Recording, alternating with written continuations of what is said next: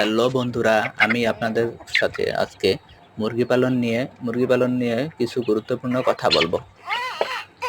আপনারা যারা যারা মুরগি পালন করতে চান তারা ছাদে কিংবা আবদ্ধ অবস্থায় খামার করে পালন করতে পারেন।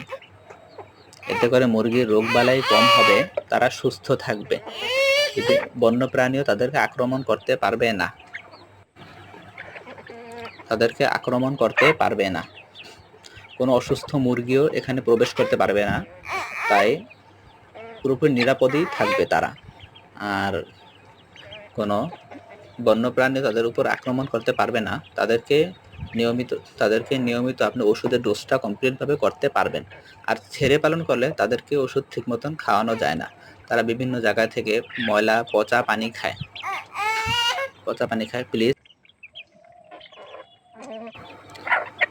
প্লিজ ভালো লাগলে ভিডিওটি